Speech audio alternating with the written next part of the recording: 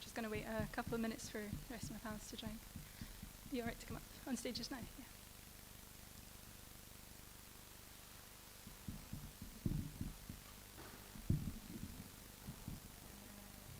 All right, okay, yeah.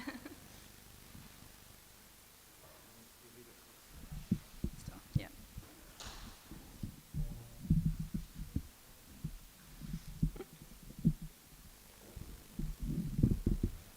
That seems to work. That's fine.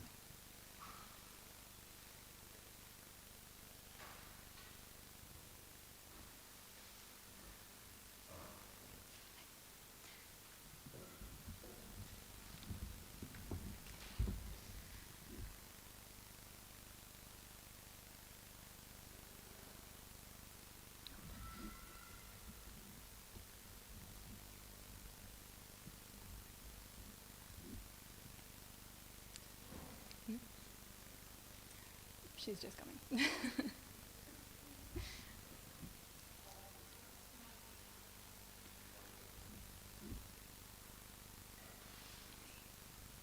Okay. Just while I'm waiting, we've got Georgia and Mahala joining us as well, but just while we're waiting them to come and join us on stage, I'd like to say thank you very much to everyone who's joining us today for this event in person, and I think we've got some people watching online as well.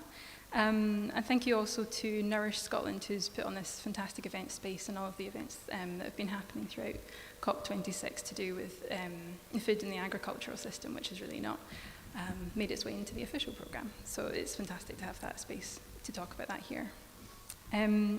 Just to introduce myself, my name's Lindsay Cochran. I am project coordinator at Scotland the Bread, mainly working on our sort of community engagement projects, which are involving more people into a more healthy and a more climate-friendly bread supply as well.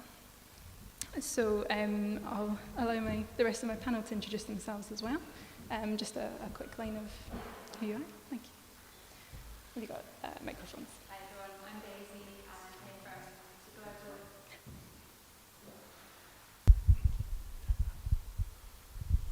Selective. I'm here from the University of Edinburgh, and we are part of a collaboration with Lindsay and Scotland the Bread, a project called Rise, which is looking at different ways of measuring agricultural productivity. And I'll say a lot more about that later. Hi, I'm Tara. I'm a crop scientist at the University of Edinburgh. For my research, I mostly look at traditional crop management practices.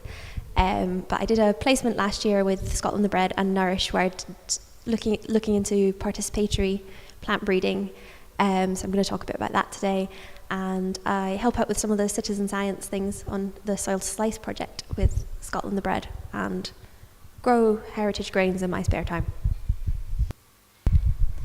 I'm Georgia. My background is in organic agriculture and agroecology, and that's my training. I've also worked in agricultural research and food waste management, and I've worked with Scotland the Bread on their Soil to Slice project in community food growing for a number of years now.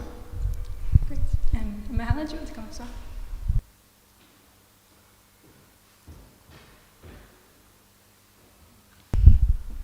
Hi, I'm Mahala. I'm a baker, so I've been also working a bit on Soil to Slice project with Scotland the Bread. Over the past 4 or so years, I've become more involved in growing grain, understanding where flour comes from, because that's the principal ingredient that we use as a baker, and I'm excited to kind of give you some tasting and talk a bit more about how kind of understanding the way flour grows and works is a really useful thing to know in connecting us with our food. Thanks. So we're delighted today to have such a great panelist to really show how we're working and how so many different people are working to create a better flour and bread supply in all their different fields. So it's great to have you all here.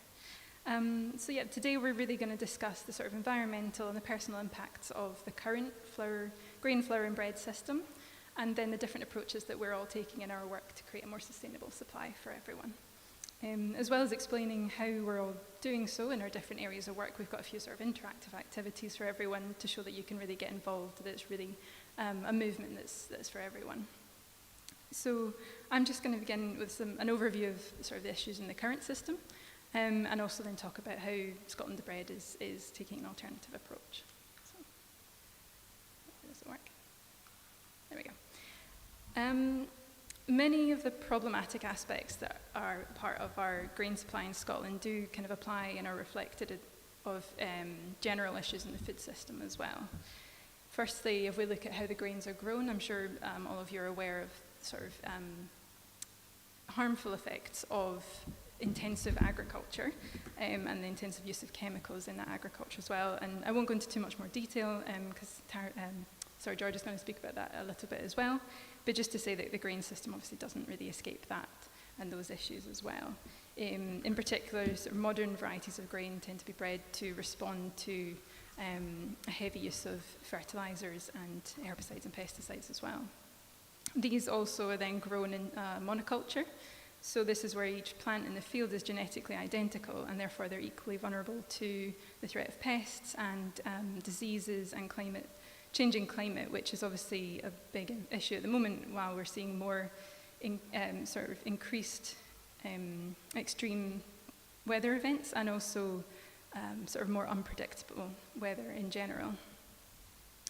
As for what happens to the sort of grain that's been harvested, the majority of the human population in Scotland, this is what means that a lot of the bread-making wheat that we get is imported from countries such as Canada, which brings with it all the sort of environmental damage that's inherent in long-distance supply chains, as well as So for the grains that then do make it into the bread that we eat, there are issues obvious that show that the system there isn't working either. The bread that we're eating, on the whole, the bread that's most widely available, is not really nourishing our bodies in the way that it should do.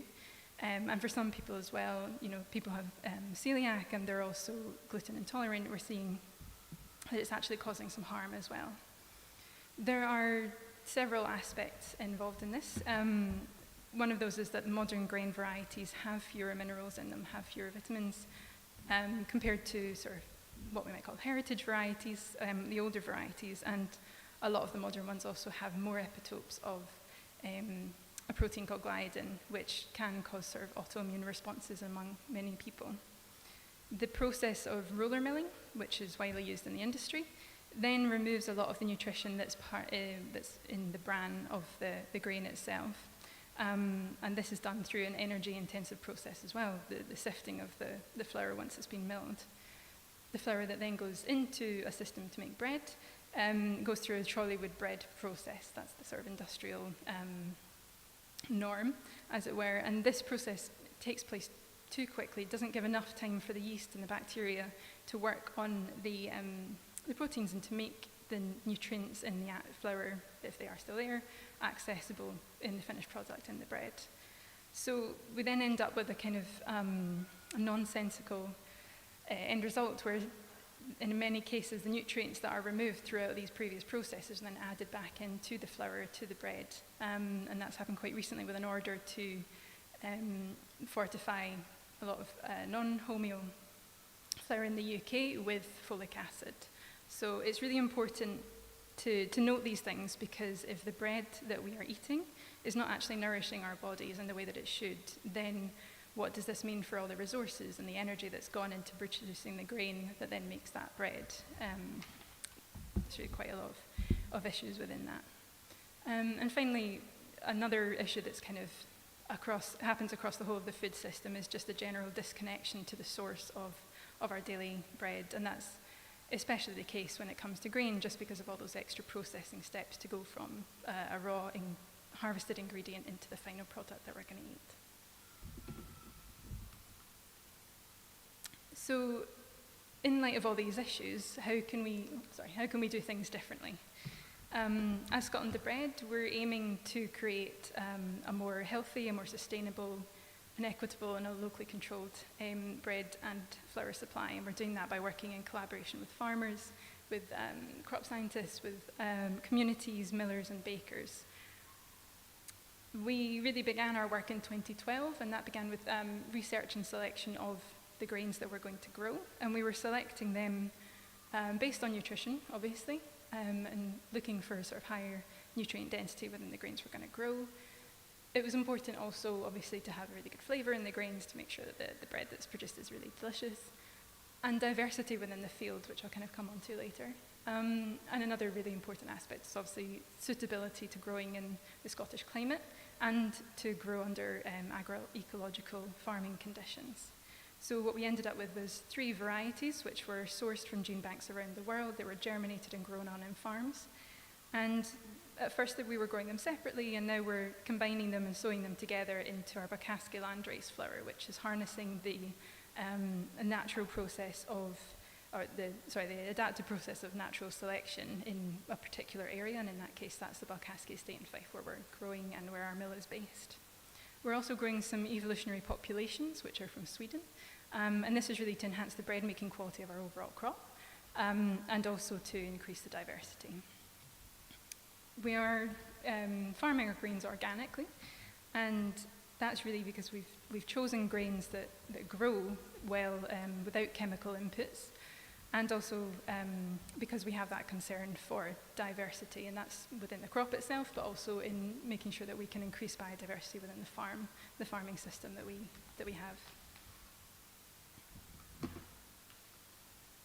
So having selected grains for their nutrient density, we're wanting to make sure that we mill them in a way that retains all of those nutrients. Compared to roller mills, which tend to waste maybe around 25% of the grain, or in comparison to stone mills, which might heat the flour as well, we've actually got these Ventra Fan Mills, which you can see on the bottom left here, which is a really innovative technology, actually. And you can see it's quite small, and actually the mill part itself is a volcanic rock about this big. The grain will fall through that. It will be pushed up by a fan, which creates a kind of cyclone, and the grain is grinding itself against the stone until it is light enough and it's fine enough to exit the mill.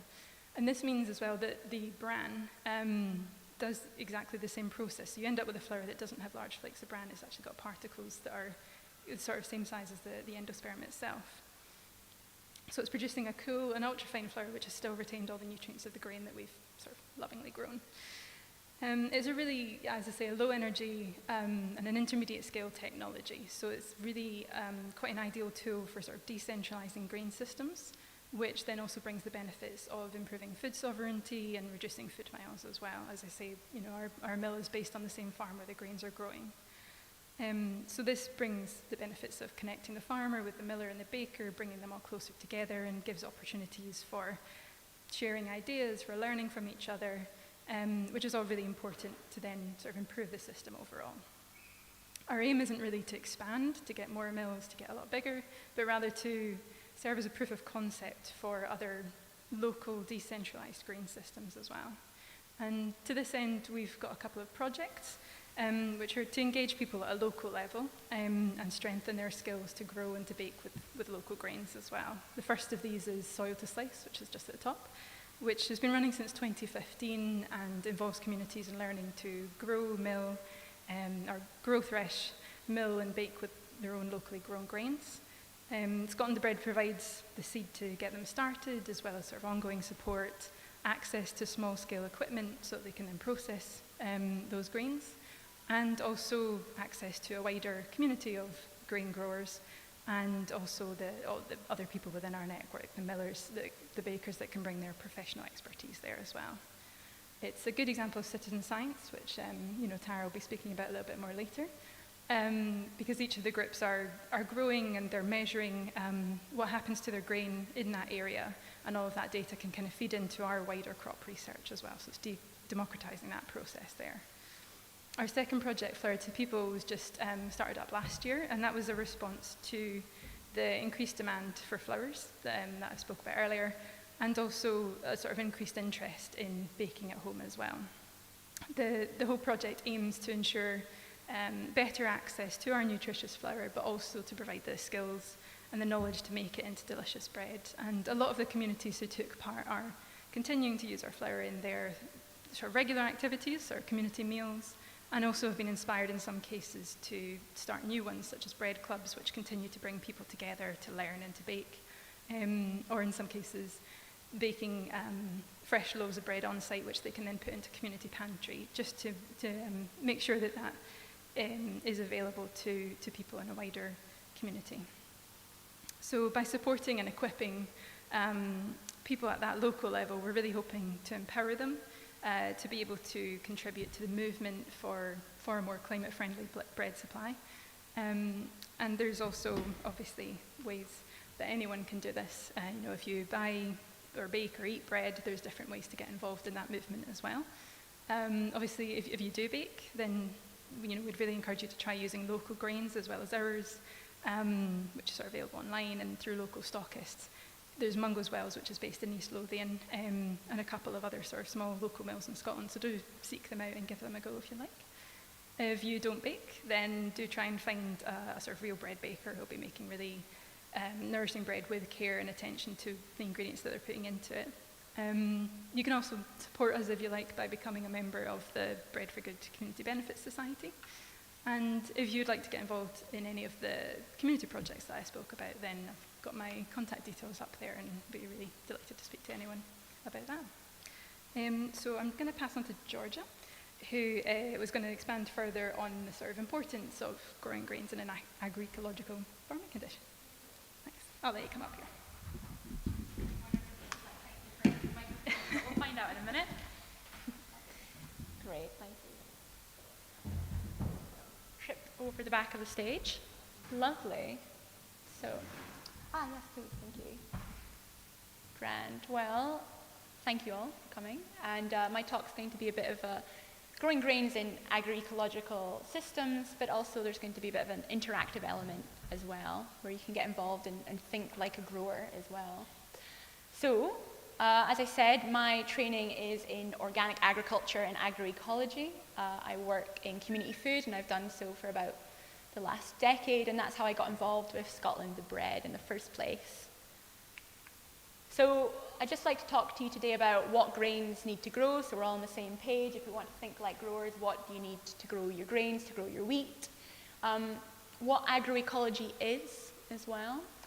Then I'll move on to some of the practices illustrated by some examples of grain farmers using agroecological practices. And then finally, I'll end with a little interactive exercise where you'll get to be the grower and think about the benefits, trade-offs, and potential considerations that you might have if you're going to implement some of these agroecological practices. So what grains need to grow? Well, I thought I'd focus on wheat and on some of just the basics, because we're here talking about bread today. There's our wheat plants, and they like a nice temperature in the UK of about 20 to 24 degrees Celsius. When they are grain filling, so when the grains are growing on your wheat, you want to make sure you've got sufficient nitrogen, because nitrogen is one of the key components of proteins as well.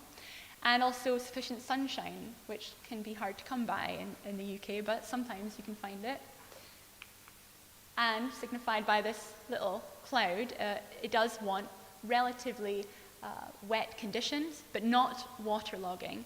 And in fact, waterlogging and soil acidity can be some of the greatest threats to your wheat crop as well.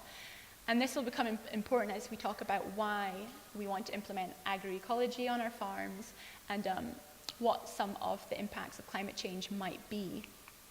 So 20 to 24 degrees, enough sunshine and nitrogen when you're grain filling, so getting that nutrition in, relatively damp conditions, but making sure there's no waterlogging and soil acidity. Soil acidity can be caused as well by the overuse of ammonium-based fertilizers, so it's making sure that you've got enough nutrition for your crop, and particularly if you're a conventional farmer using synthetic fertilizers, but not using too many that you acidify the soil. And then finally, we've got winter wheat and spring wheat. So we've got the two types. And winter wheat requires a period of cold, and that's why you sow it in the autumn. It gets exposed to some cold. But if there are any extreme cold periods or an unexpected frost after the plant has emerged, that can also damage the growth of your crop. So now we know what wheat needs to grow. What is agroecology? Another definition. And I quite like this one. It's way back in 2007. But since we're focusing here more on growing and the production side, I preferred to choose this one. And it's the science of applying ecological concepts and principles to the design and management of sustainable food systems. Now, since this definition came out, there have been more definitions that focus also on the social sphere as well. I quite like this one in terms of what I'm talking about today. So just to break that down a little bit, because it's quite a broad definition, and have a look at what we might need to transition a bit, it's understanding how natural ecosystems work. So you want to have a good understanding of the environment and how your ecosystem works and functions. You want to move away from just nutrient requirements for your crops and for your livestock, and more to looking at the whole nutrient cycle, so understanding the nutrition required on your farm. Also, moving away just from looking at the requirements, the water requirements of your crops, but water conservation techniques and the whole hydrological cycle, because agroecology can be at any scale. It can be as small as some practices on your balcony, right up to a landscape scale. And then finally, rather than soil just being a medium in which you grow your crops, understanding that it is a biotic and living store in which many of these cycles take place. So why do we choose agroecology? Well, I quite like the research of Harding et al. In 2014, and what they did was they had a look at past agro-meteorological indices, so looking at the weather and how that influences farming. But they also looked at the future, and they modeled the period of 2061 to 2090. And they looked at these indices, and they found that it's a future with more dry days and more hot days. Now, I'd like to explain to you these two diagrams here that I've pulled out of the paper. So let's get this laser pointer on. Here we go. So on my right-hand side, what we have here is the number of dry days over the entirety of the UK. And what you can see along this scale going up, it goes from -10 up to 25. And you can see basically everywhere. In the UK, we've got an increase in the number of dry days. Now, those are days at which your crop is going to experience some potential wilting. It's going to get a bit too hot for it, and for wheat, that's around 25 degrees Celsius for their research. The only area in the UK where they projected an increase, a decrease in the number of dry days, is up here on the west coast where we are right now. So it's going to be less dry here and more dry everywhere else. So look forward to some more rain. And then on the right-hand side, we have the number of plant heat stress days. Now, the interesting aspect here is that the scale goes from 10 to 50. There is no negative value on the scale. So what they projected was that the number of days in which plants will have to divert their energy and processes from growing towards coping strategies will increase up to 50 more days per year in some parts of the country. Now we're all here at COP, and we all understand and probably heard stories that this is already going on today. So not just looking into the future, but also looking today, we're already experiencing more issues related to our production and our farming. And I wanted to pull out an example of the UK, but there are plenty of research examples from across the globe which are both modeling this, but also measuring it at the moment. Now, agroecology is an attempt to try and help farms and production systems adapt and mitigate climate change. So I'd like to go through some of the examples with you of how grains can be grown in agroecological ways, but through some farms that are actually doing it and practicing it. Now, they're from across the world. We've got one from Brazil, we've got one from the UK, and also from the Netherlands. Now, starting in Brazil, this is Rizoma Agro, which is an agribusiness that I interned for during my master's thesis. It is Brazil's largest organic and regenerative grower of grains. In their case, they're growing corn, and it's 193 hectares that they're growing. I chose this example because what they're trying to do is show that you can grow grains at scale. We're talking about hundreds of hectares, if not thousands of hectares, and they're trying to provide an example in which you don't have to change your farming practices dramatically. You can still use your machinery, but we do it in a more regenerative and organic way. So the practices that they're carrying out at the moment are cover cropping, so ensuring between the cropping seasons they sow another crop so that the soil is always covered, because if the soil is ever left bare, you're exposing it to the elements, to the sunlight, to the rain, to the wind, which can erode the soil and damage it. They're also integrating their livestock and their arable farming, so they farm cattle as well. And the way that they do that, as soon as they've harvested their crop, they'll sow a pasture immediately, and they'll put at a lower stocking density their breeds of cattle between the cropping periods, and have a multifunctional landscape where you've got the cattle eating the pasture, excreting their nutrients onto the soil, and then those being available again for the next year. They are using leguminous crops as well, so think beans, pulses, but also things like clover, which lock down nitrogen into the soil, so we're synthesizing nitrogen as well. Now, Wakelands is a British example of agroecological grain farming, and I like this picture because it shows very well how they grow in strip cropping. So what you can see here is you've got rows of perennial crops, so that's crops that grow for more than 1 year, so it's trees and shrubs. And then in between these rows, we have our annual crops as well. Now, part of agroecology is creating not only a multifunctional landscape, but a landscape in which you are no longer just using monocultures, but maybe growing 2 different types of crops in one field, or integrating your livestock as well into the whole farming process. Now, there's a number of benefits, which hopefully you'll get a chance to think about in a minute. But what they're doing here is they've got strips of perennials that are a few different species. So they've got willow strips where they coppice them for hedges, but also biomass for their biomass boilers. And they've got numerous fruit trees as well, apricots, plums and peaches, and apples and pears, alongside their grain varieties as well. So in between these rows, they're about up to 18 meters wide. They also have some population varieties of grain growing.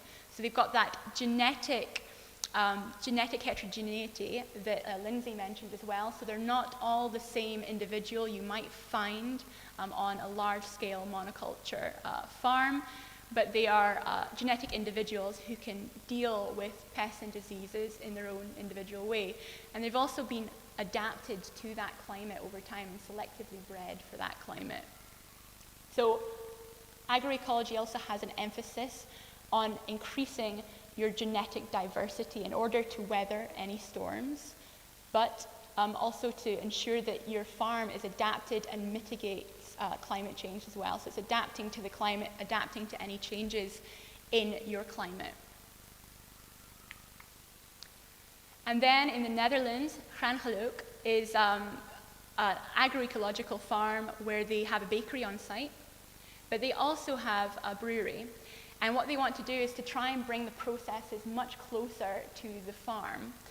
They focus on nature strips there. So again, we've got our conservation strips, increasing habitat biodiversity, but also creating areas for predators to live that can predate on any prey species as well. It's important to understand when looking at going back to those projections of what the UK might be like in the future, if we have longer periods where it's hotter and drier, often it is these cold spells that will kill off a pest. But if they can live longer and keep on going, what you might have an issue with is an increasing number of pests on your crops. So creating areas in which you can have birds or other predators such as parasitic wasps in which they can live and thrive. It increases your ability for your farm to combat an increasing number of pests as well. They also have a very interesting example there of using sheep grazing. When they also harvest their crop, what they do is that they bring the sheep onto the land And the Netherlands has a huge problem with excessive nitrogen. And they found that this type of sheep grazing at very low intensity actually removes nitrogen from the land and deposits it again in very localized fashion in terms of manure. So, just a little review of that is we went over strip and alley cropping, so like Wakeland, so we're thinking of multiple crops on one area of land rather than just a monoculture. Mixing perennials and annuals, so mixing your crops that grow year on year, but also growing them next to your annuals and the kind of benefits that might arise from that. Ensuring that the soil is always covered. You want to make sure there is continuous ground cover to protect it from any of the elements as well. And that also locks up the nutrients over, for example, the winter period, so you've not got your nutrients leaching out of the soil. Integrating crop and livestock farming, now that can either be done on your farm or it can be done in collaboration with other farms, but ensuring that you are not just using one piece of land for the same type of farming over and over again, and you're trying to create a closed or a circular system. I didn't mention for Rhizoma Agro, but one of the main features that they're focusing on is low or no tillage. So they're investigating different types of machinery that have less impact on the land and disrupt the soil less as well. Microclimate creation is one of the aspects of mixing annuals and perennials together. By planting perennials that are always there, it can block your crops from wind, from snow, from potential storms as well, and it creates a localized climate, which might be different from the climate on a landscape scale. And then finally, habitat creation as well. Now, this is a bit where I'd like you to get involved, and we're nearing the end. But what I'd like you to do on your tables, and also if you're live as well, is just to take a few minutes to think about, if I was a grower or a farmer, and I want to implement, or maybe been asked to implement, some of these practices on my arable farm, or it could be another type of farm if you're more familiar about that. How might these practices influence my farming? So what might be the benefits? Are there any trade-offs by, for example, growing trees in the middle of your field? Is there going to be a trade-off for that? And are there any considerations I might have to make for that? I can go back to the practices. You can have a wee list of that as well. But yeah, I'll give you a couple of minutes. You can talk about it in your tables maybe, have a little think about it. Feel free to ask some questions. But I want you to try and put yourself in the mind of the grower and imagine what it's like to be a farmer. And one thing that's very important about agroecology is it tends to be an inclusive approach as well.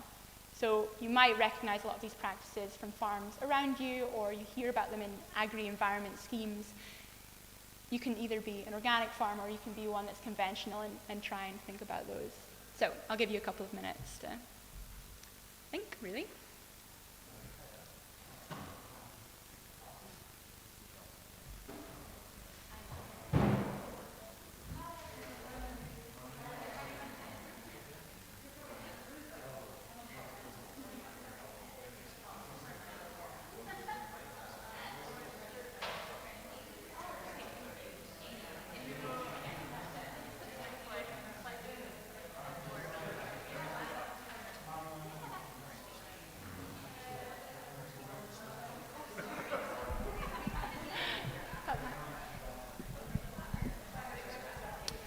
Yes, that is brilliant.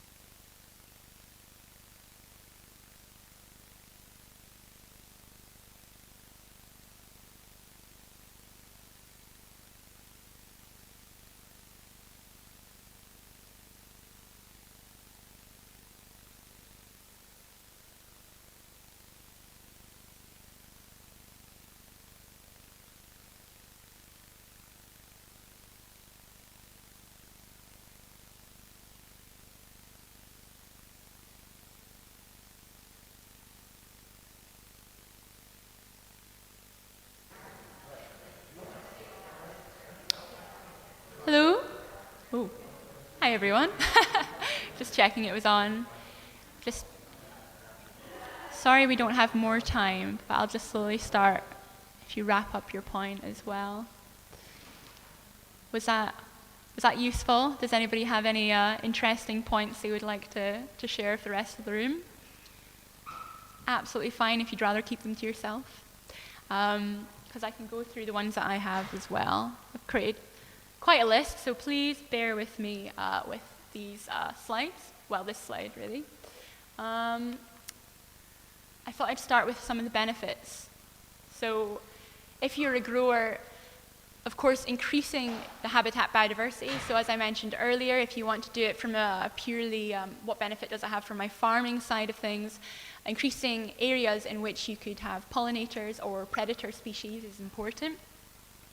Creating shelter, and that one goes along with the microclimate creation as well. So having a look at if you've managed to plant a hedgerow or some tree species, or just planting different crops next to each other, being able to shelter them from either prevailing winds or any sort of snow or snowdrifts or storms, that would be helpful as well, in which you possibly put your more prized or cash crop in between the tree crops.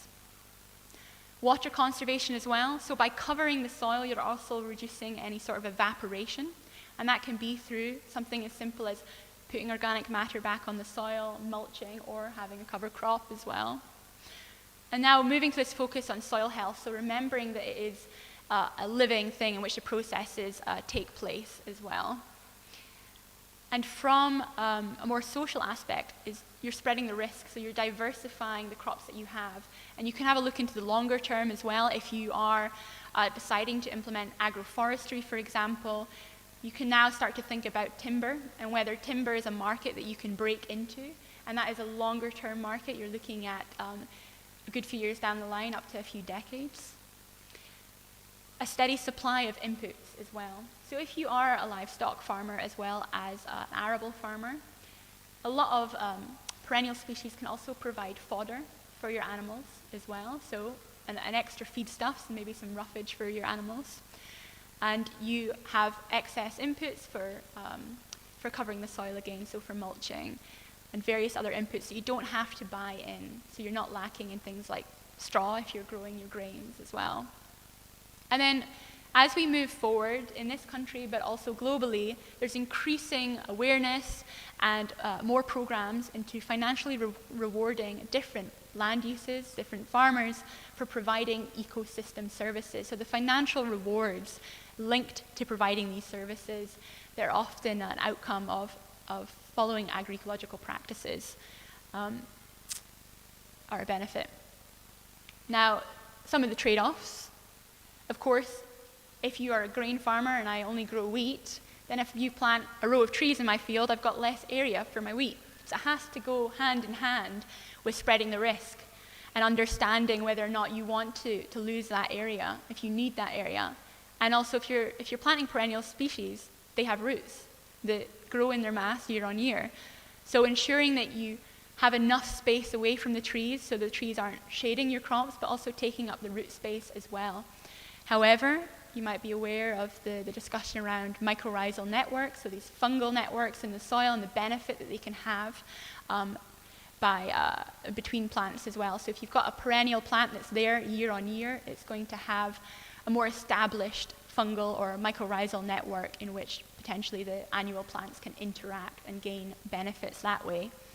But if you are implementing some of these practices, such as a row of trees, ensuring that you plant them in an orientation that your crop can still get the sun, but also reap the benefits of maybe blocking it from any prevailing winds. Competition for water and nutrients as well. Although these practices can help conserve water, understanding what kind of species you're planting, what kind of practices you're carrying out, is there going to be competition for water and nutrients, or are they going to benefit in that way? And finally, agroecology is a knowledge investment. It's a knowledge-based system. And therefore, it's a learning opportunity, but if you're a farmer strapped for time, maybe you don't have that opportunity or the access to the information. And then finally, some considerations as well. if you've invested a lot of money into the machinery you have on your farm, are you able to get your combine harvester down a 12 or a 14-meter row? Is there space to turn on the other end? So understanding the requirements of the machinery that you already own and whether or not that's suited to changing your practices. Is there a skills gap?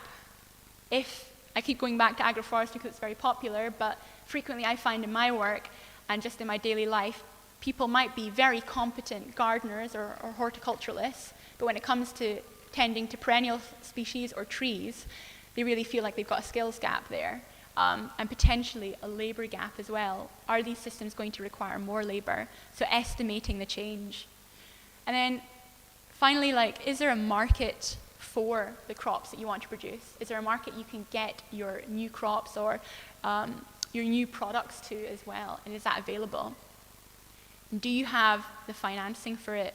And when will you get your return on investment? Now, after listing all these benefits and trade-offs and considerations, it can feel at times like an overwhelming task, but bearing this in mind, and hopefully from some of the examples that I showed you, growers and farmers are pursuing agroecological practices, and increasingly governments and local authorities and institutions are helping farmers on their way to implementing these practices and helping fill knowledge and finance gaps as well. So as we move forward into quite a new climate and with the impacts of climate change, agroecology's inclusive nature in which you can choose the practices to implement on your land with these considerations and with the support of other institutions and other farmers helps make it a solution for climate change and a viable option for growing grains for the future. So, thank you.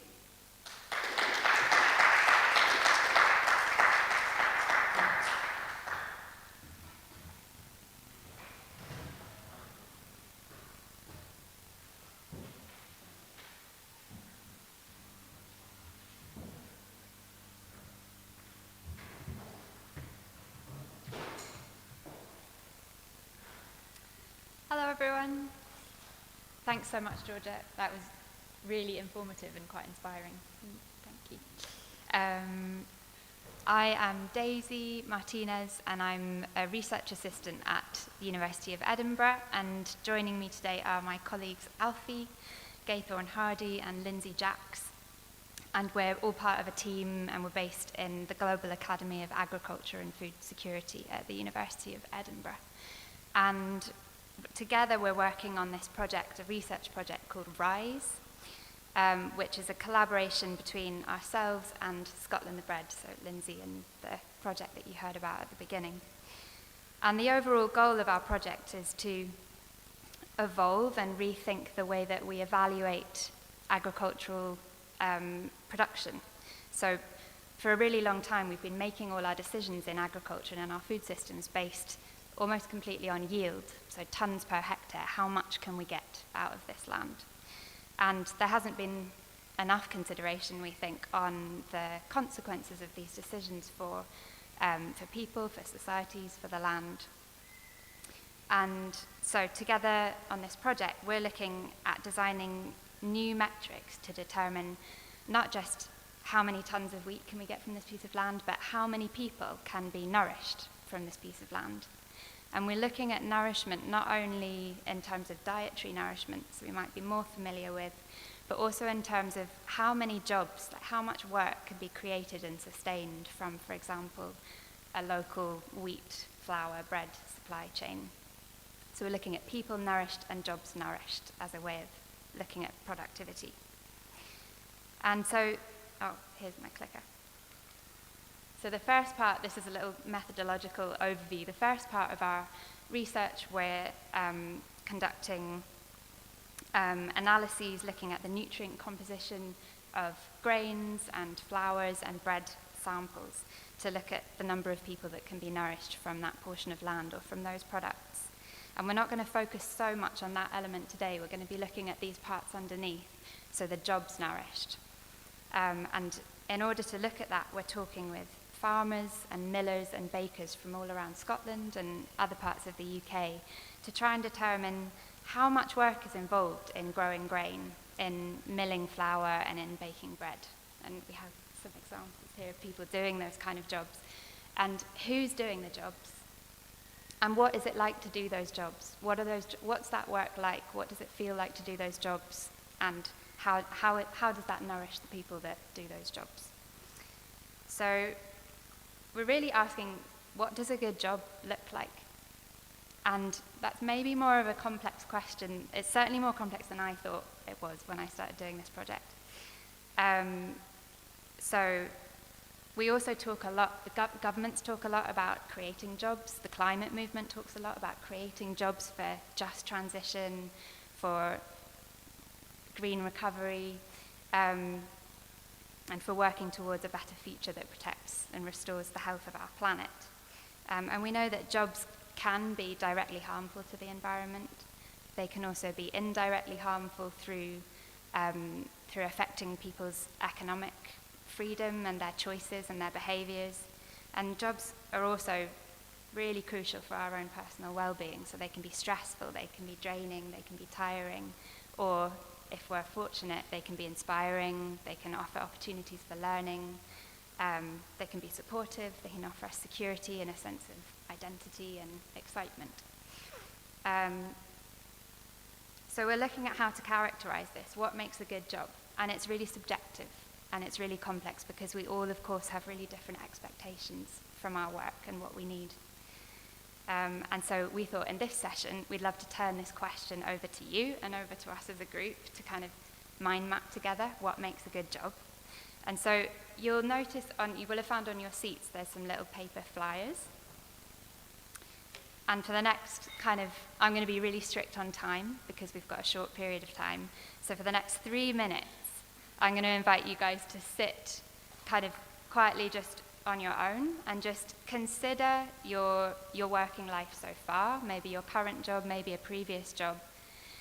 And you may think of a job that has been really positive, that you think is a great job, and you could just consider what aspects of that job contributed to making that job feel good, like a good quality job. Or there might have been difficult elements to that job, more negative elements to that job, it might have been a mix. Or a bad job that you have done might come to mind, something that didn't fit, that felt like a negative experience or a negative force. So just take some time to think about, in your working life, what has made a good job, what has made a bad job, or maybe a mixture of the two. And if you want to note down your thoughts, with your permission, I'll collect your thoughts back at the end because we'd love to have your insights.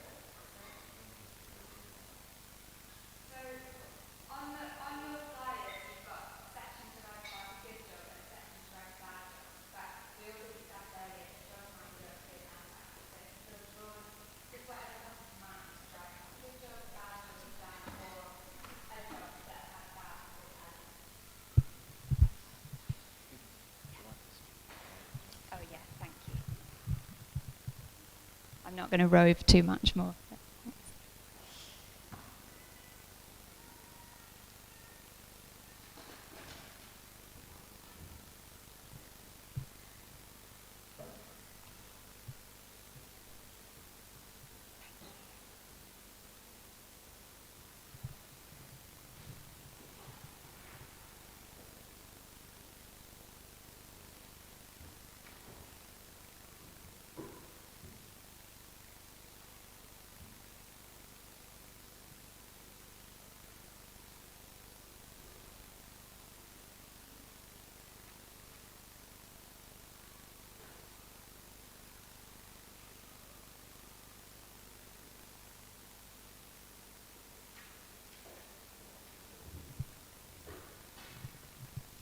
we're really interested in just whatever comes to mind. There might be really concrete things such as pay and hours, and kind of structures, hierarchical structures within organizations, or it could be really subtle things to do with cultures of organizations and the way that we relate to each other, work-life balance.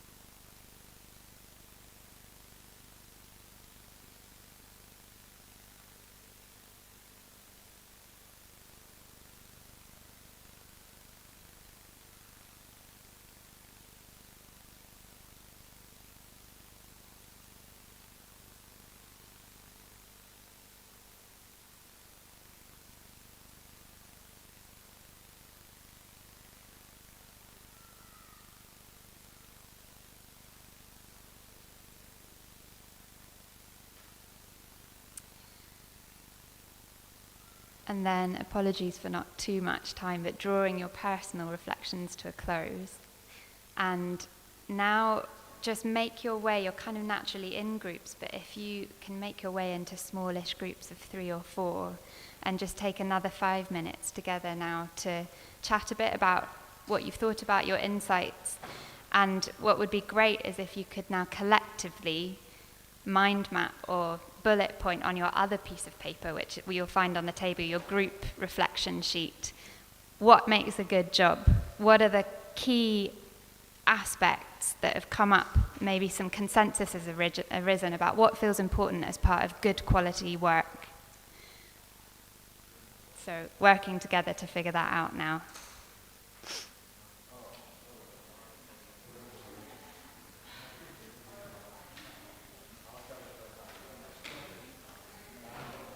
And as you're bullet pointing this big list, you might just notice if there are 2 or 3 that feel particularly significant or just particularly unusual or interesting that you might consider feeding back to the whole group at the end. So just having that in mind, something that you might share. Thank you.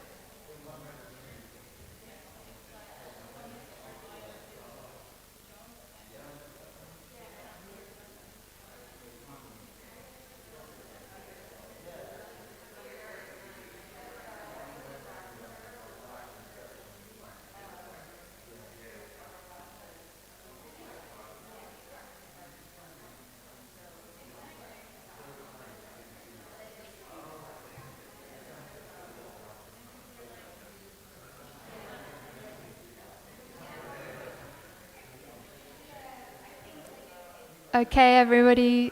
So when you're ready, wrapping up your group chats.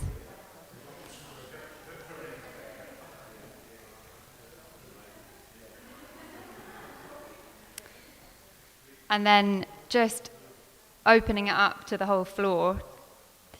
If each group would like to, if you feel drawn to share one or two aspects or elements that you've talked about that feel worth sharing.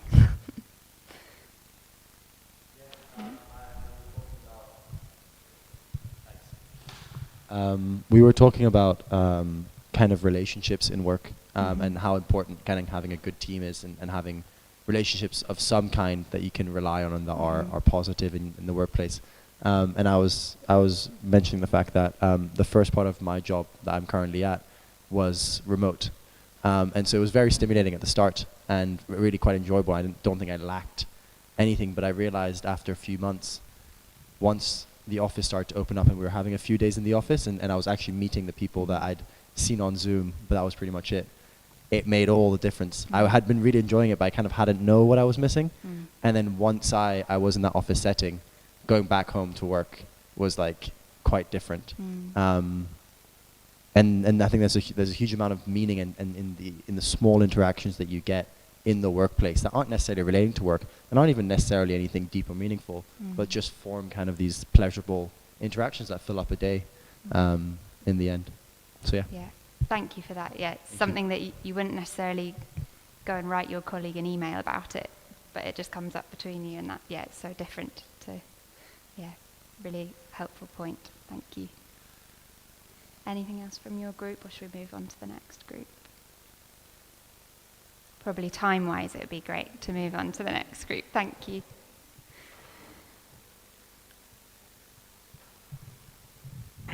One thing we spoke about was a sense of ownership in a job and sort of finding a stake in the project that you're working in, a sense of achievement and a sense of pride in the movement that you're contributing to or the work that you're doing.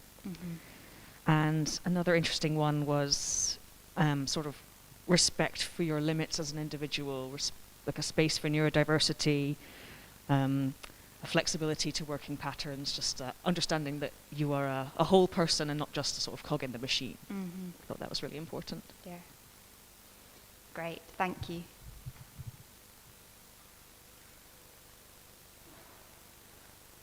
And this table here?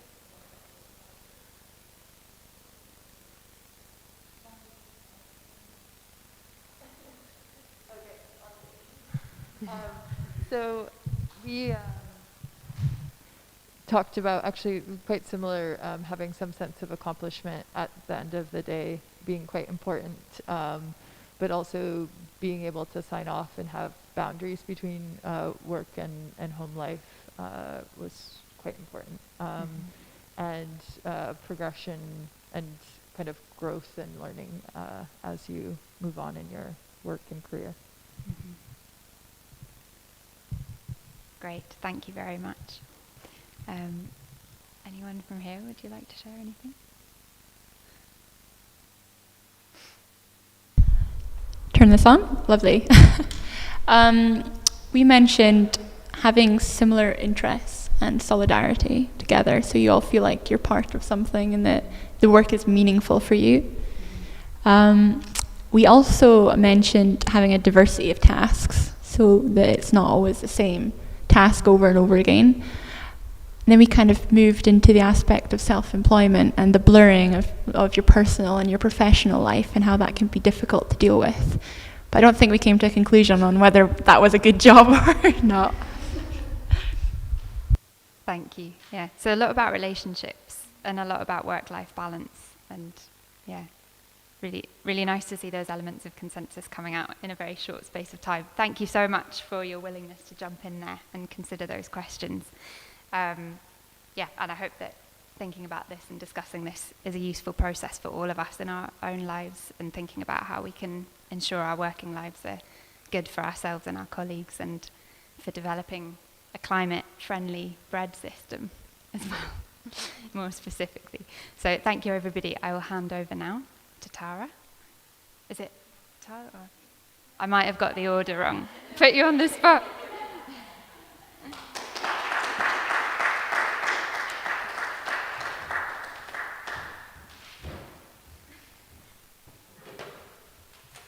Hi.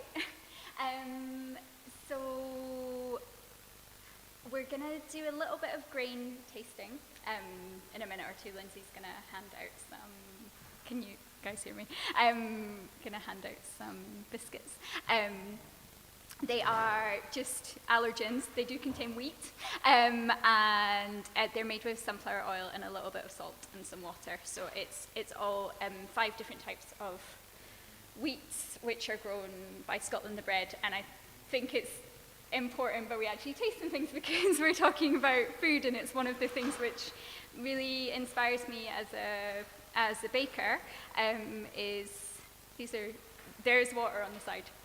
They might be a little bit dry, but yeah, I think like something which has kind of enriched my work as a baker is understanding the different flavors which come from come from the ground and come from the soil and different varieties, and that's kind of been a great way of keeping baking really interesting for me. So I've been a baker for about 8 years now. In the past 4 years, I've spent much more time connecting with farmers and millers and feeling kind of part of more of a system. I think it's really interesting to follow on from what Daisy was saying, because in terms of being in a kitchen and like you're always really, really busy when you're working in production kitchens. There's always lots to do, but actually being able to step outside and go into a field or meet a miller or visit windmills gives a real context to the bread that you're making, as well as I do quite a lot of teaching in terms of bread making as well, and I think being able to see people enjoy the product that you're making and having kind of feedback from them is something which is really, really useful as a baker. So we currently, I would say there's a bit of a trend in looking at kind of, I think Instagram is really, really great in some ways, but also it does have quite a lot of things to answer for in terms of very photogenic food, which we're used to seeing, and perhaps giving a perception of what our bread should look like or what baked goods should look like, instead of perhaps the connectivity and the importance of how that is the food that we eat is grown. And that's kind of hard. It's more of a story, I guess, and less of something which can be like shown in one kind of beautiful photo. And don't get me wrong, like I think there's a lot of amazing bakers doing really, really beautiful things there, but for me, an element which I find very enriching and makes me want to keep baking is that I can work with people who are growing grain, and also being out in a field. Like I brought in some samples of kind of different types of wheat, and I think actually like being able to look at the different grains before they get turned into flour is really kind of inspiring in a way, just to see that whole process. So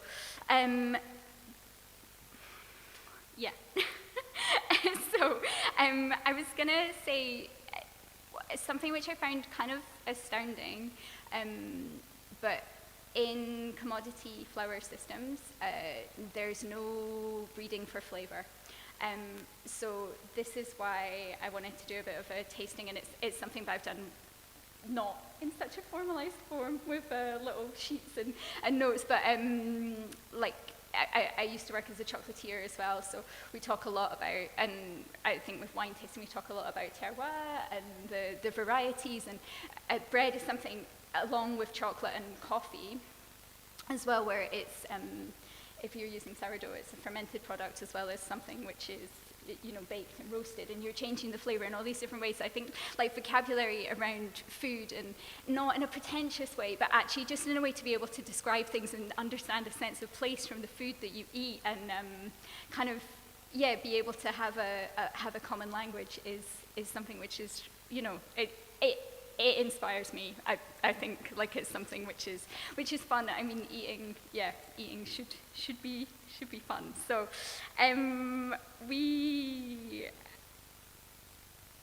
so just to start on the on the biscuits. We've got 5 different types which are grown by Scotland the Bread. The first one is YQ population. So I haven't. If you've got pens and you want to take notes, you can take notes as you go along. I'm not going to do like a formal lead tasting, but I'll kind of introduce a little bit about each of the grains. So YQ, has anyone heard of the YQ population? You've probably come across it. So Georgia was mentioning Wakelands earlier, so this is a cross-composite population of wheat. So it was 20 different varieties which were crossed over and over again to create a really diverse population which could withstand changes in climate or soil changes. So the idea is that you always get a yield no matter what the kind of weather conditions is. So I think in terms of thinking about like diversity and resilience coming together within the food that we grow. So it was developed at Wakelands by Martin Wolf, who's the founder of Wakelands Agroforestry. It's a really, really beautiful, inspiring farm to be in. It has a bakery on site. There's someone who's a woodland haberdasher there, and they've got a veg CSA scheme as well. And that is, I think, really interesting in terms of looking at closed loop systems, how they grow. But what's happened with YQ is now it's grown in Europe, it's growing in different parts of the UK, and we're actually getting really, really different results in terms of baking from different parts. So there was E5 Bakery down in London. They were buying YQ grain from Scotland the Bread because the protein levels were higher and it fitted in better with their baking system. So you can get quite different, depending on the environmental conditions that you're growing your bread in, you can get quite different flour.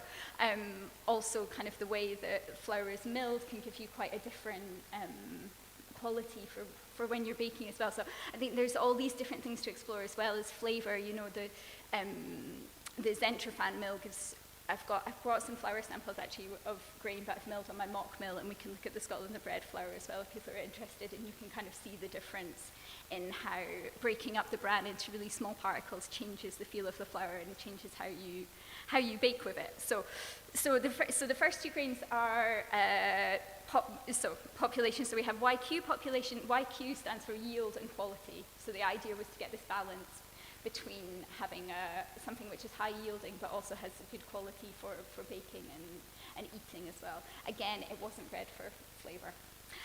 So the second one along is a Balkaski. So this is Balkaski Landrace, which was developed by Andrew from Scotland the Bread with help from a kind of crop guru, Andy Forbes, who's based down in London, who helped find the older varieties of Scottish grains, which have now been kind of brought back together and have been grown together the past maybe 5-6 years in Balkaski. So it's kind of three types of heritage Scottish grains, and then it's a couple of other more modern varieties have been mixed into that as well. And I think they're quite interesting to taste populations, because as you grow them in different areas, they have different tastes as well. Like when I've tasted YQ bread, which is made from stuff grown in Scotland versus grown in Cambridgeshire or Suffolk, they can have quite different flavors, which is interesting, I think. And the last 3, we've got 3 Scandinavian spring wheat varieties. One is called Logan, the next one is called Ullens, and the last one's called Dalarna. And they're bred by a crop breeder called Hans Borgen. So and they're really interesting. I think like it's for Scotland, it's quite interesting seeing that Scandinavian grains grow well within our climate systems, and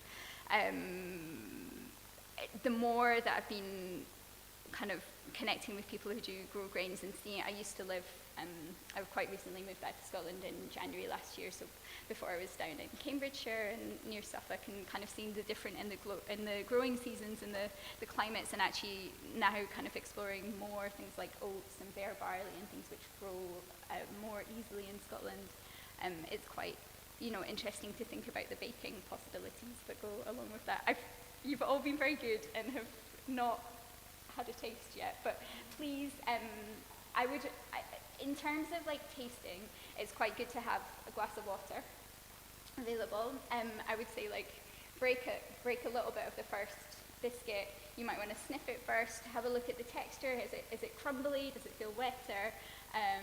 Does it have kind of a crunchy texture to it? I'm thinking about things like mouthfeel. Is it sort of toasty? Is it nutty? Does the bran feel like heavy? Is it quite like is it a coarse feel? Is it smooth?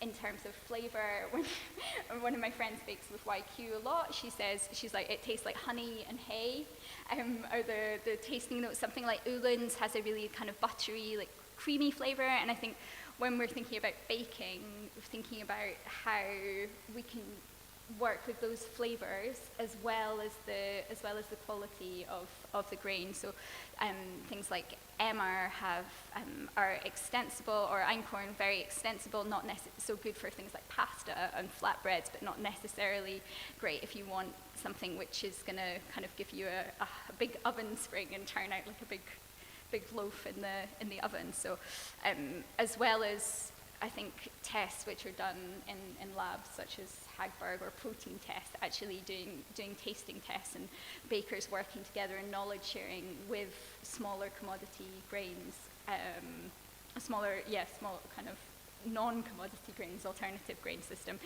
We can kind of build up a new dialogue to bake in a different way, which is more, it uses what the farmers have been able to harvest, so things which potentially would have been sent for feed wheat are actually being able to be baked with, because we are adapting how we bake, and we're talking to farmers and talking to millers to keep as much flour available for human consumption. So there's some flavor wheels out on the tables as well. The coloured one is from chocolate, and the black and white one is from coffee, and then I've developed another little one which is kind of a bit more about bread, and kind of my feel from that. But yeah, if we've got time, just have a little taste.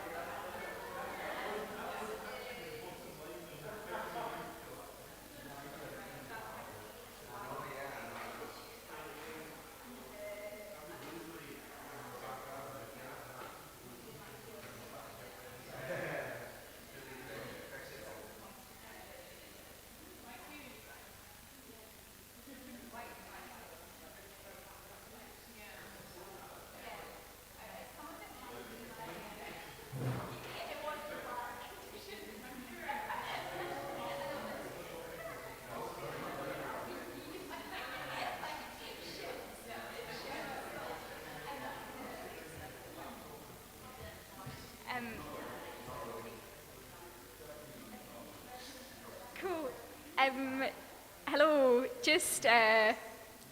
we're gonna move on to Tara's talk next, which I think feeds nicely into what we've just been talking about. But please, feel free to take all of your sheets away with you. I've got some other biscuits with einkorn and rye as well, which I'll put out at the back, and you can taste them as well. It's just they weren't grown at Scotland Bread, so. But I hope that's kind of given you a bit of an overview. And did you feel like you could taste the difference between the different grains? Yeah, good. That's good. That's the main thing. But yeah, thank you very much. And I'll pass over.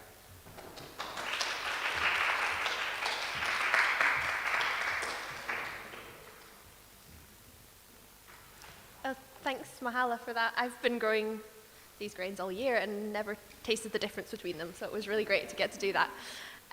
We didn't really quite have a harvest of the level where you could mill all the flours separately.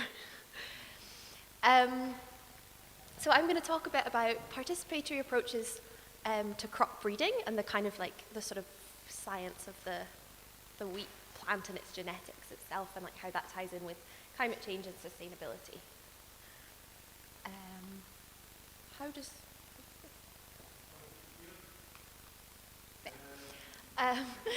So I'll start with just a very brief history of wheat.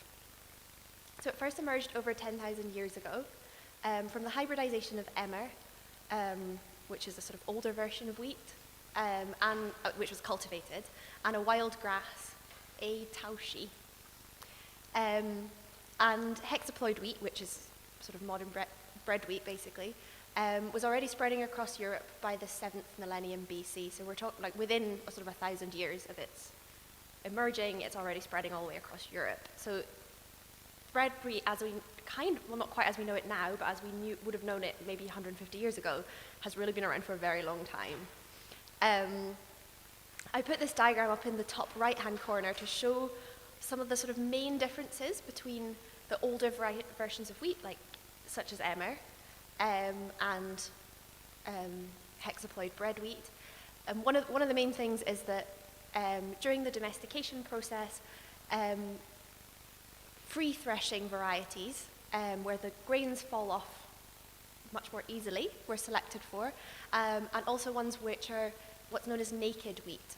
So each grain doesn't have a hull. So if you get an older variety, like emmer, then every single grain has got this kind of tight hull around it, which is interesting. Mahala and I found this year some of our grains were very sadly eaten by sparrows, and actually the emmer survived when none of the modern wheat did.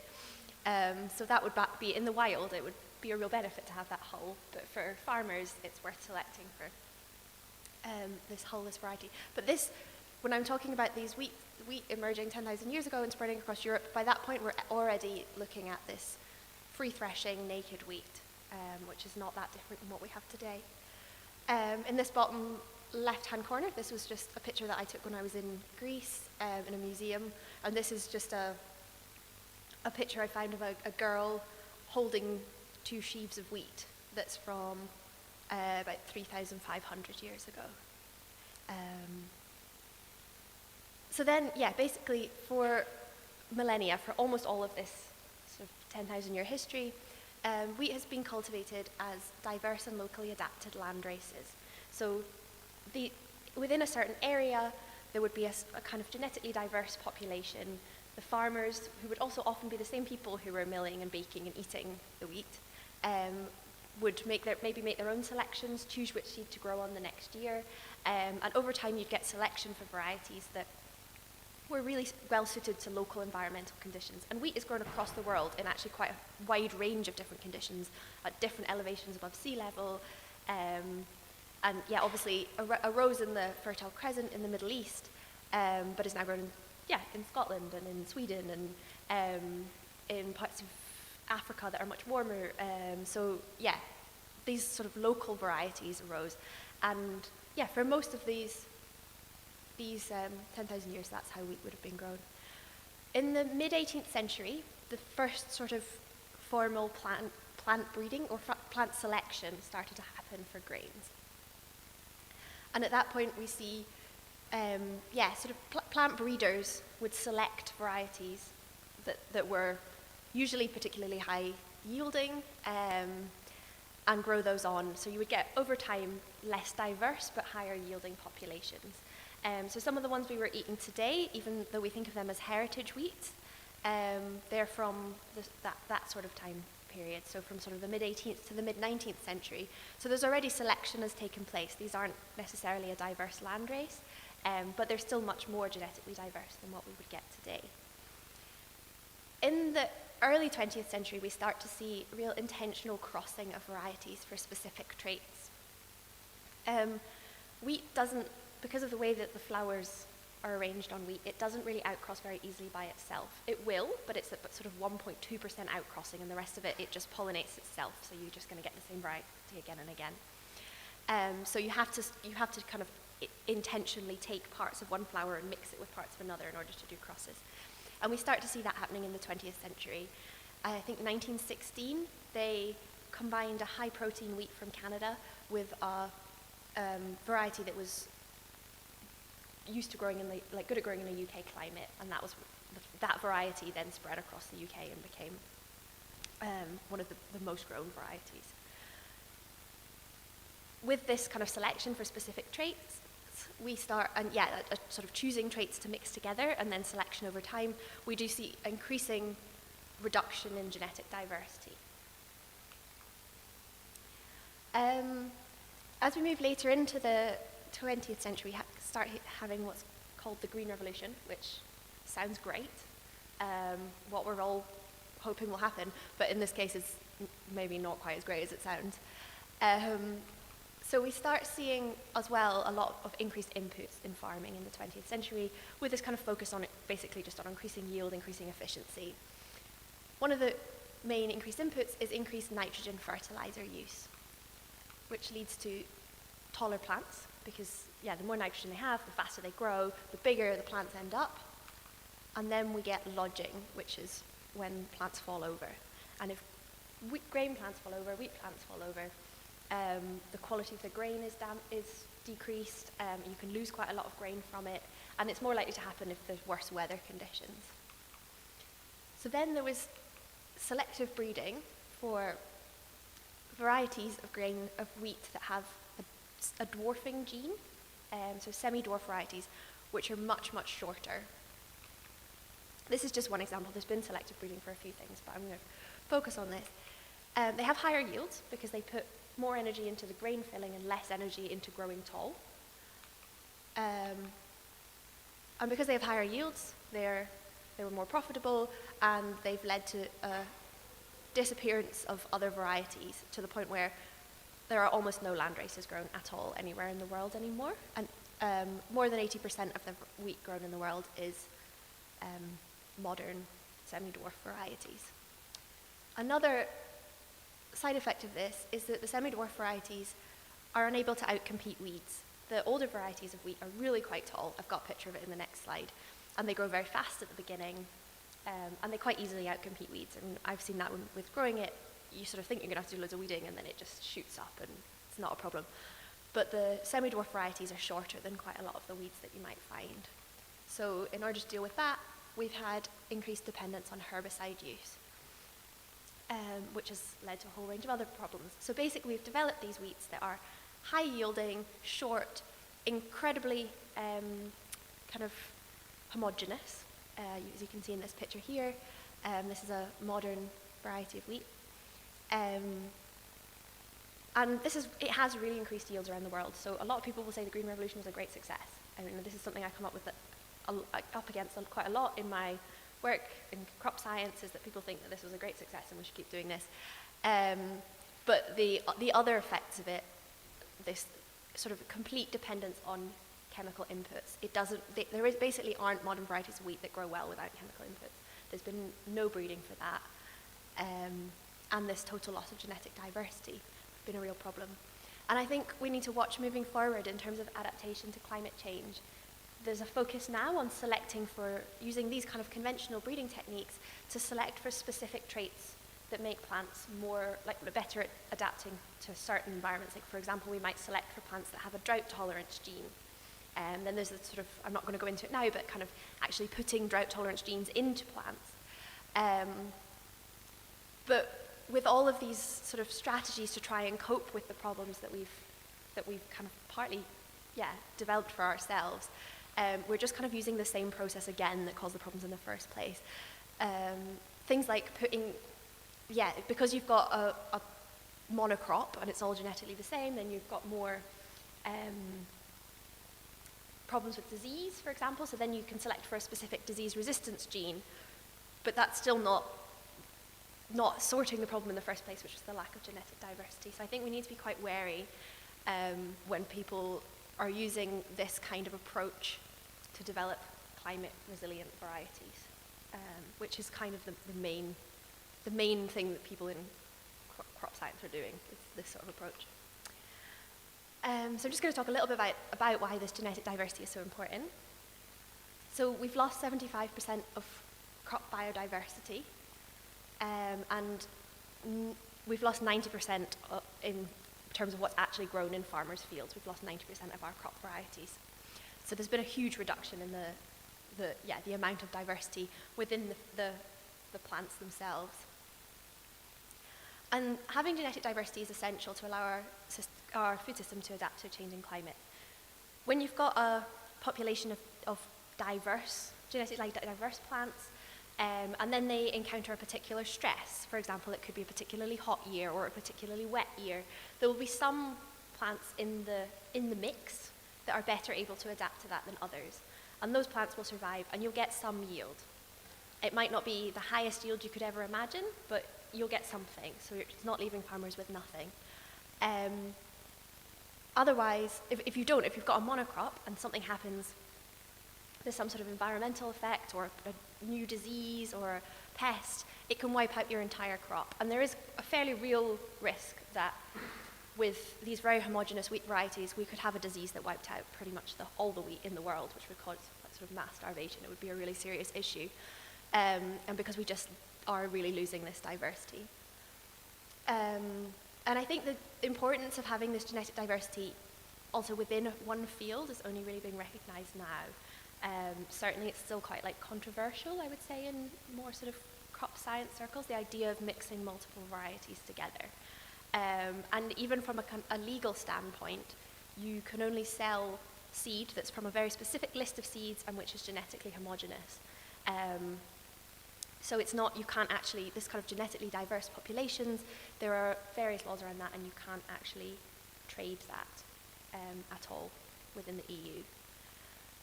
So there's a legal structure that's also causing this problem.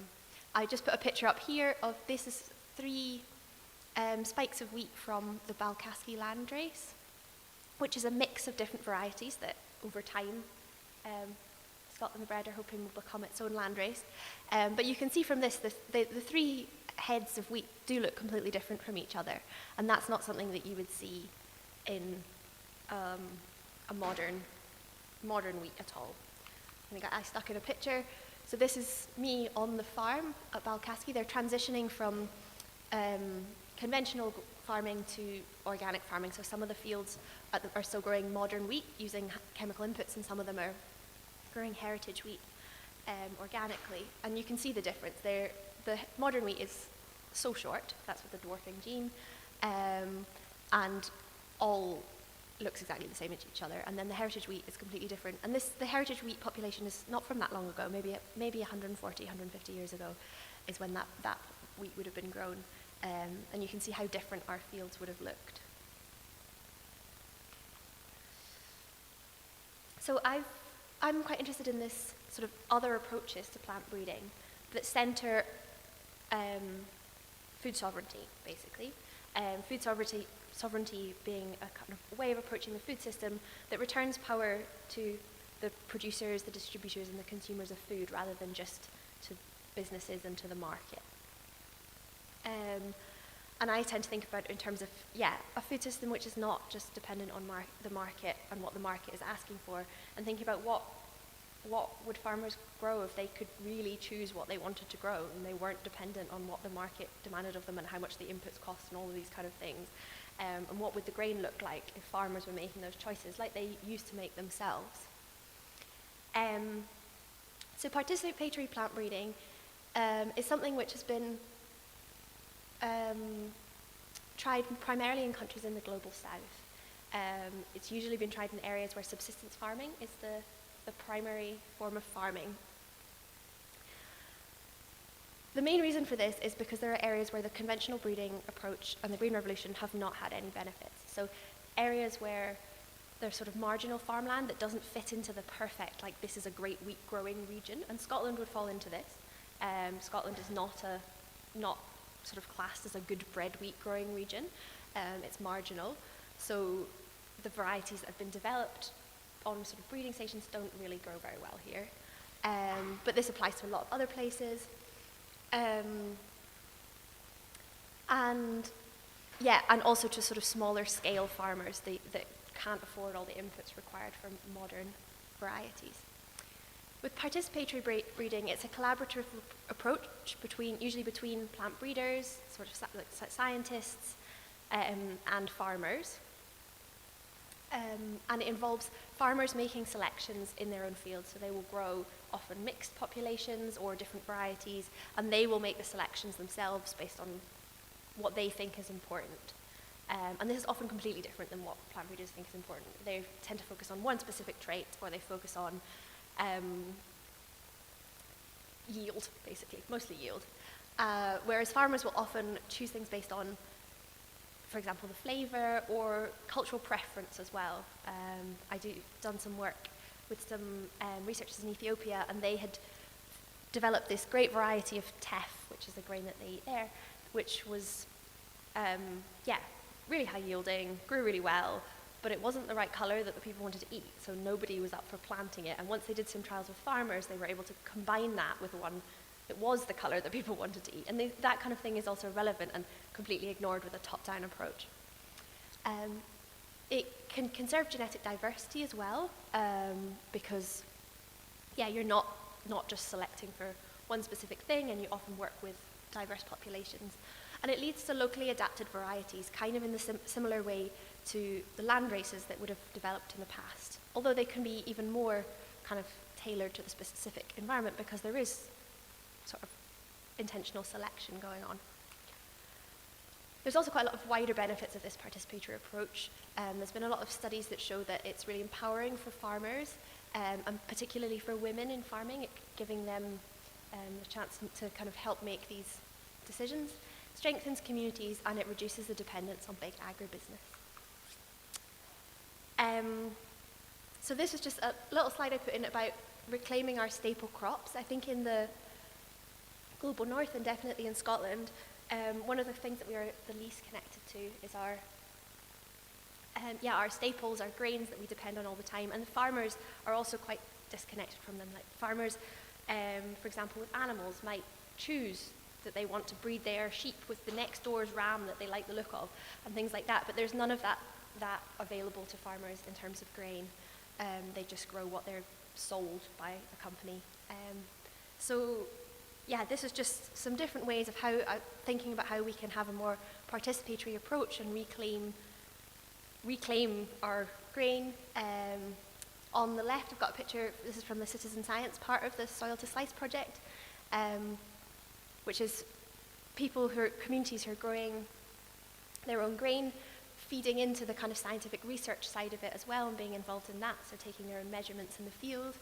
Then we've got that's a picture at the bottom of the Leith Community Growers growing wheat. And then on the top right, we've got some a grain selection event, which is what we're going to do in just a second, which is a people's plant breeding event where people who are interested in grain or bread can actually be involved in selecting the seed that will be grown on.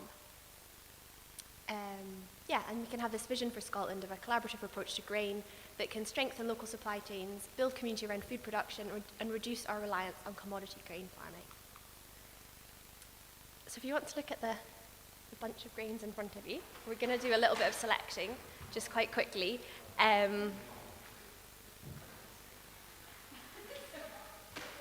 So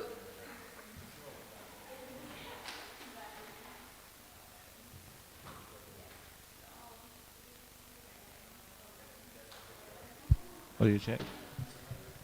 So this is the Balkaski Spring Landrace, so it's a mixture of different varieties. And we're just going to select, maybe select 3 each that you think you like the look of, basically. And we'll put it together as a kind of like its own little landrace. And we'll grow it on and see what happens from the seeds that people select today. And there's different things you can choose based on. Obviously, we aren't able to do any kind of like scientific measurements of this or in this setting, but we can look at for example, the symmetry of the head of grain can often indicate how healthy it is, with more symmetrical, suggesting better disease resistance, for example. You can also check that there isn't any sort of signs of disease on it. You can select based on the size of the spikes, the size of the grains themselves. I know that Andrew from Scotland Bread reckons that smaller, wrinklier grains make better bread. I don't know if anyone has tested that hypothesis, but the size doesn't have to be necessarily for the biggest. The color of the grains too, and then you can also select for whether they're awned versus unawned. So awned is when they've got these spikes coming off them, and the unawned is without. And there's benefits to the awns in terms of drought resistance because they keep photosynthesizing in drought conditions.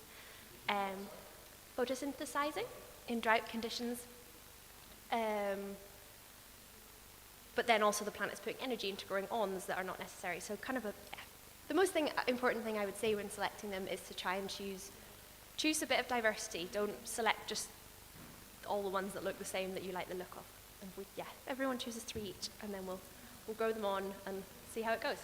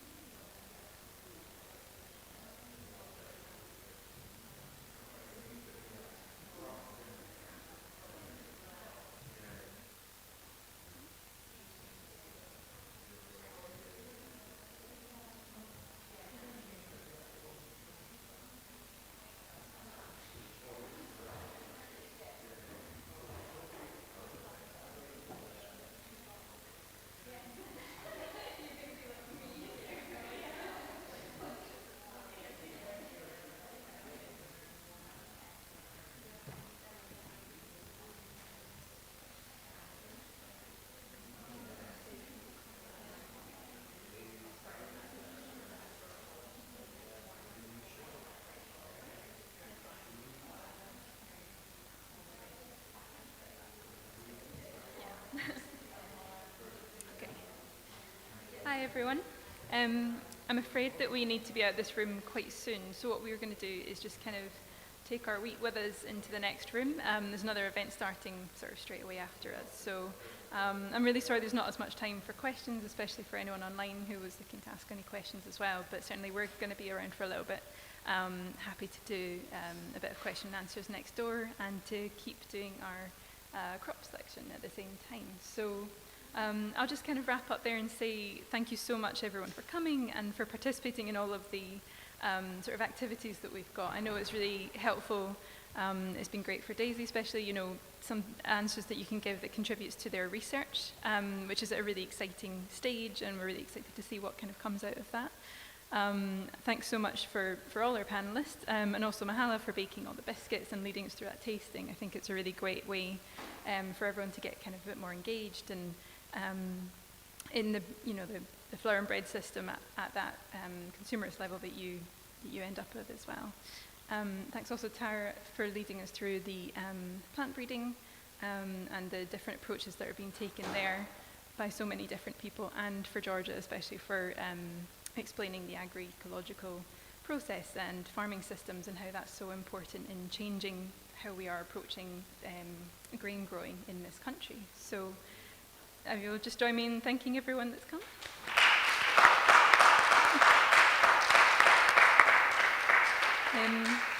And again, I've put some details up on the screen. There's also some leaflets and bits lying around which will bring through with us next door. So yeah, please do come and have a chat with us afterwards, and thank you so much again for coming.